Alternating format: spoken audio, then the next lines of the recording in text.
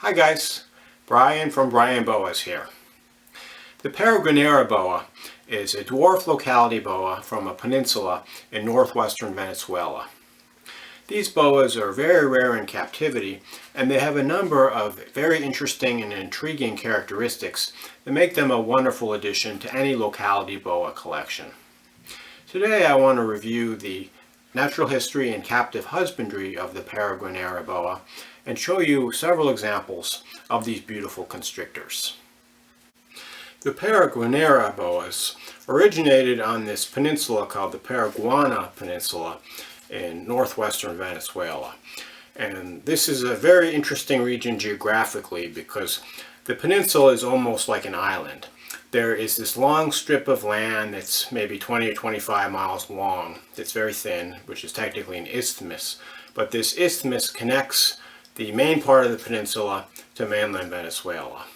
And the main part of the peninsula is maybe 40 to 50 miles across. It's roughly circular in shape. And the habitat on this peninsula is different from the rest of Venezuela in that it's a very dry xeric habitat. So the animals here are in this unique niche that's different from boas from mainland Venezuela. And these animals are interesting in that they show many characteristics of both boa imperator and boa constrictor. And when you look at a map of South America, it kind of makes sense because this peninsula is basically to the east of the habitat of boa imperator in Colombia and Central America, and it's basically north of the habitat of boa constrictor in Venezuela and a lot of the rest of South America. So these are kind of a transitional form between boa imperator and boa constrictor. And with the taxonomy of the boa constrictors being in revision, it's possible these might be classified as a separate subspecies or even species at some point in the future. This animal is a young adult male Paraguanera Peninsula boa. This guy was born in 2014, and he's about 4 feet long or so. And this is about as big as they get. So this guy was bred by Chris Wolf. And I also have a female from the same litter. So this particular animal, you can see he does illustrate a lot of characteristics, kind of intermediate between boa imperator and boa constrictor. So the body you can see is very musculature, kind of like boa constrictor. And he's also, you can see he's squeezing me pretty good, which is similar to the body that you would expect from a boa constrictor. If you look at his head though, it's quite a bit shorter than most BCC. It looks more like a boa imperator, kind of shorter and stouter than the boa constrictor. And then his markings and coloration, to me, are a little more reminiscent of boa constrictor. He's got this very high contrast, these beautiful dark saddles, and then this beautiful dark reddish tail. Although there are some specimens of boa imperator from Colombia, west of the Andes, that look pretty similar in the markings. They just have this a lot of contrast and beautiful colors. So this particular animal, another thing that you see commonly in these Paraguanera boas as well as the other boas from Venezuela is the saddles often have these little dots in the center of the lighter pattern. And you can see many of his saddles have this lighter dot. And in fact, I have some boa constrictor from Venezuela that show the same type of thing. So I don't know if this is just specific to boas from Venezuela, but it's something that I see. And then overall you can see the beautiful contrast. You can see the speckled belly and just the impressive body musculature. So this is a cool boa, one of my favorites in my collection. Just an awesome locality to have. This is a female Paraguanera boa. This one is also about 5.5 or so years old, born in 2014, bred by Chris Wolf. And this female is maybe 4 feet long. So she's probably going to be ready to breed next year. they actually breed at this really small size. So this animal, she's a little darker than the male, but just shows that beautiful high contrast, and also the musculature of this locality of boa. These animals tend to be very muscular, kind of stocky. You know, they're short and stocky, but just a really cool, interesting locality boa.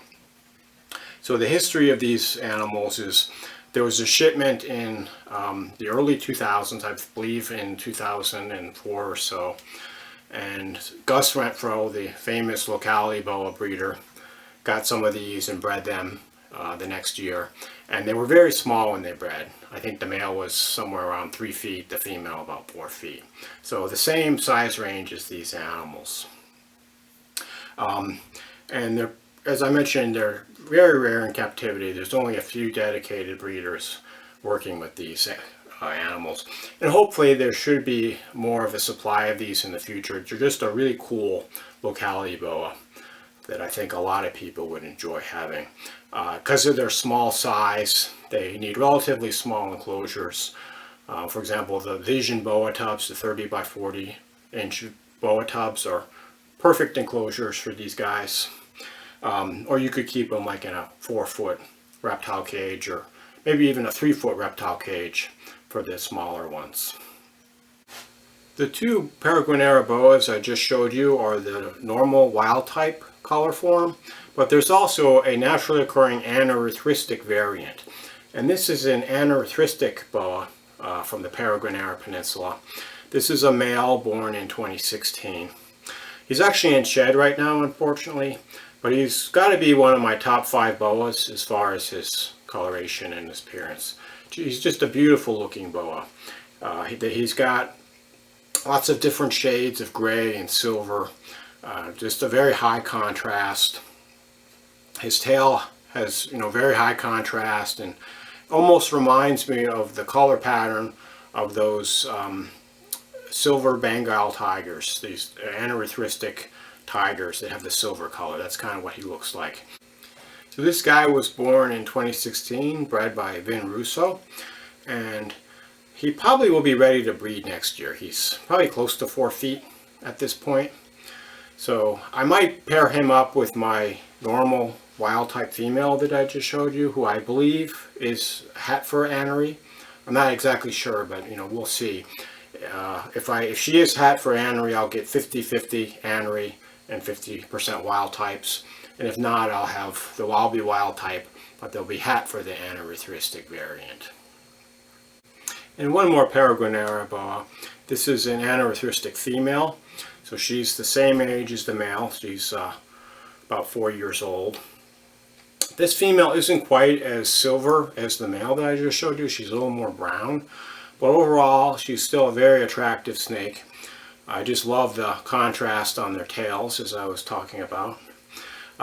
Looking at this animal, you can see what I was talking about before with the blocky saddles, but they have these little circles of the normal background pattern, or not background coloration rather, within the saddle. And it's one characteristic of these Venezuelan boas. One trait that I need to mention about these boas is their behavior is really intriguing. They seem to be a little calmer than most other types of boas. They don't try to get away, they just kind of hang out. They seem to be quite intelligent and responsive, similar to the boa constrictor Amarali. Just a really chill boa that is great to handle. Just a great locality to recommend it, and I hope that more people are working with these in the future and there's more available, because as I mentioned, they're really rare in captivity. So in conclusion, if you're looking for a small locality boa that has really interesting biology and a great temperament, the Paraguanera Peninsula boa is definitely one that you'll want to check out. And with any luck, I'll have some babies in the next couple years, and I hope that other breeders will continue to work with these just so they're available to other boa hobbyists. So I hope this was helpful. As always, if you have any questions, feel free to reach out to me. Thanks for tuning in, and enjoy your boas.